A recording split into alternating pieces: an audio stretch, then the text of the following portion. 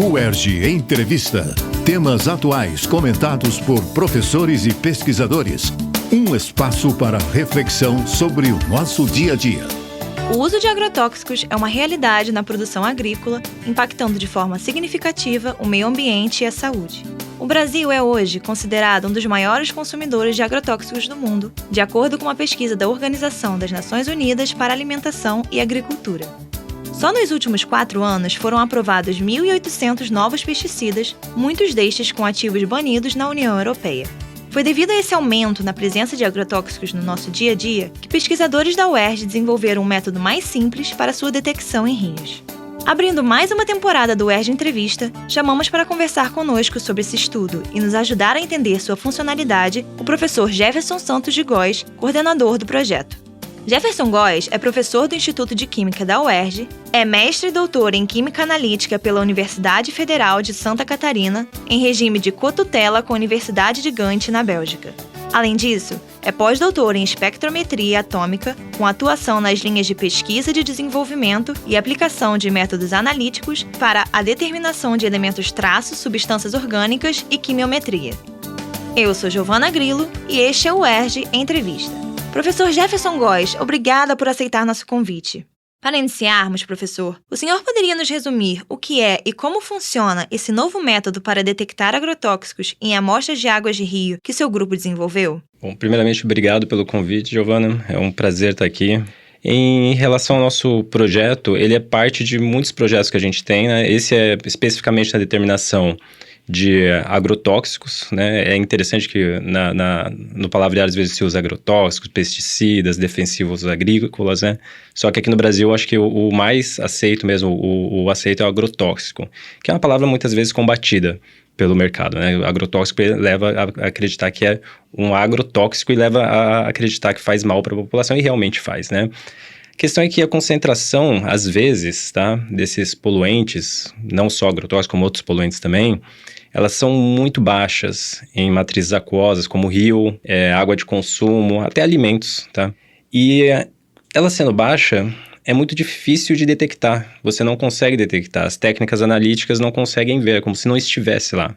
Então, é inexistente. Você faz uma análise química, você fala que não tem agrotóxico, mas na verdade ele está lá e existe, né? Então, esse nosso método, nossas propostas, né, de métodos e técnicas analíticas, a gente contorna esse efeito da concentração estar baixa e a gente consegue detectar, mesmo em baixíssimas concentrações, esses analitos em matrizes aquosas. E mesmo em baixas concentrações, podem bioacumular, biomagnificar, o que leva a um problema de saúde e também um problema, talvez até global, não só no Brasil, apesar da gente consumir muito agrotóxico. Por que essa técnica é considerada mais simples e acessível?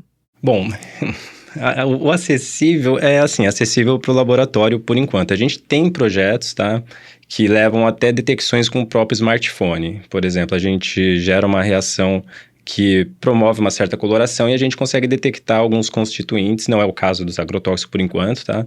Até com a coloração pelo smartphone. Mas o que a gente faz, porque ela é mais acessível, é porque esse processo de conseguir detectar em baixas concentrações, isso requer laboratórios especializados, tá?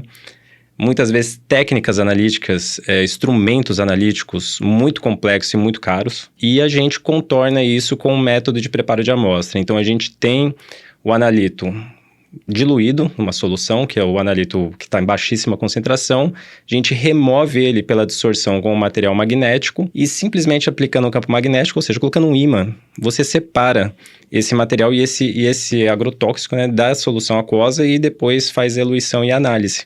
Então, é muito fácil, tá? Processos similares a esse existem, como separações líquidas, né? Líquido, só que elas são mais morosas, mais complexas, necessitam de muita experiência do analista para ter um resultado coerente. No nosso caso, a gente simplifica, tornando até viável uma automação também para análise, né? Professor Jefferson Góes, como surgiu a ideia para desenvolver tal pesquisa? Era algo que o grupo sempre teve em mente? Então, a gente trabalha com bastante técnica nesse quesito, né? A gente tem trabalhos com pesticidas agora, né? Tem trabalhos também com hormônios que foram detectados em águas também, né? De consumo. A gente tem trabalhos com metais que são utilizados em biocidas de cascos com tintas, né? Anti-incrustantes usado em cascos de navegação com criação de métodos para essas análises. A gente tem trabalhos em relação à qualidade do ar também, mais voltado para as técnicas para poder detectar, né? Então, essa ideia, ela começa já com detecção por espectrometria atômica de metais, que a gente expandiu também para o caso de pesticidas, né? Então, a gente, com o desenvolvimento de novos materiais, hoje é uma realidade, né? A gente vive num mundo nano hoje, né? Que antigamente a gente trabalhava mais com macro, né? Agora a gente trabalha mais em escala nano. A gente consegue aplicar esses nanomateriais para esse tipo de aplicação, tá? Qual a importância desse estudo para a população e como a presença destes poluentes nas águas dos rios pode ser prejudicial ao ser humano? Olha, eu acho extremamente importante, porque a partir do momento que a gente consegue ver algo, né, você consegue enxergar essa concentração desses poluentes, a gente consegue correlacionar com efeitos negativos, né? Imagina o seguinte, você começa a ter incidência de doença, câncer em certas populações, mas você não consegue explicar por quê? Porque você não consegue enxergar aquelas espécies químicas em solução, né? A água está sendo consumida, mas você não sabe o que tem nela. Mesmo em baixas concentrações, ele está lá. Às vezes está lá e você não consegue enxergar. A partir do momento que você consegue enxergar, você consegue saber se realmente isso tem um efeito nessa incidência de doenças ou não, né? Veja que eu falo até pelo ou não, né? Pode ser que não tenha, né? Mas o enxergar é muito importante. Se você não conseguir enxergar essa concentração, se você não conseguir ver o analito, você nunca vai poder fazer essa correlação. Então, é muito importante. E também para monitoramento, né? Para a gente monitorar. O Brasil, como a gente sabe, consome muito agrotóxico, né? Então, a gente tem que saber ter um monitoramento dessas espécies químicas com alta sensibilidade, com técnicas muito sensíveis, né? Professor, a pesquisa já tem resultados e indicadores sobre a qualidade da água dos rios fluminenses? Olha, isso é algo que a gente tem, tá? A gente tem resultados. Eu ainda estou evitando um pouquinho publicar isso, porque a gente está consolidando bastante, vai fazer mais coleta de amostras. O que eu posso adiantar é que já conseguimos detectar algumas coisas em algumas águas, sim, tá? É preocupante, porque isso tudo não fica só na água, né? A gente está falando de água aqui de rio, mas a água é a água que a gente consome, a água também que irriga a nossa alimentação, e se foi para água, quer dizer que está também na alimentação em outras cadeias aí, né? Então, sim, a gente já tem alguns resultados, eu ainda estou consolidando esses resultados, né? A gente ainda está avaliando realmente tudo mais, mas tem bastante coisa já, tá? Para finalizarmos, professor, qual a próxima etapa? O que o grupo planeja após essa conquista? Pretendem expandir o monitoramento de poluentes em águas de rios? Bom, a gente já expandiu, tá? A gente já está expandindo essa pesquisa. Atualmente, a gente tem um projeto aprovado da FAPERJ para o monitoramento de alimentos, tá? De consumo no estado do Rio de Janeiro e na cidade especificamente também. Então, isso na questão dos agrotóxicos, né? A gente já tem de agrotóxicos expandido para alimentos, mas a gente também tem olhado para outros constituintes também, além de agrotóxicos, para elementos traço, para poluentes como mercúrio, que é bastante encontrado às vezes em peixe, por exemplo, né? Contaminantes inorgânicos em geral, hormônios também a gente tem monitorado bastante, e outros constituintes, outros contaminantes, né? Não é só limitado aos pesticidas em si, né? Mas a gente tem expandido sim, tá? Uma das áreas também que a gente pretende expandir seria de qualidade de ar, que a gente ainda está incipiente nessa área, mas a gente está começando a expandir também.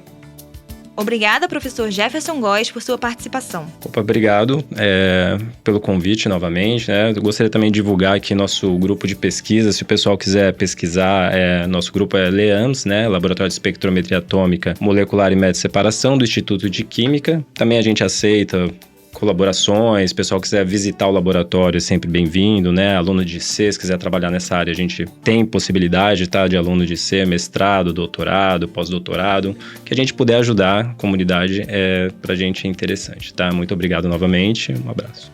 No UERJ Entrevista de hoje, conversamos com Jefferson Góes sobre sua pesquisa para a detecção de agrotóxicos em rios. Fique ligado no UERJ Entrevista e acompanhe a Rádio UERJ em www.cte.uerj.br/Rádio UERJ e nas principais plataformas de podcast. UERJ Entrevista. Produção Rádio UERJ. Realização Centro de Tecnologia Educacional. CTE.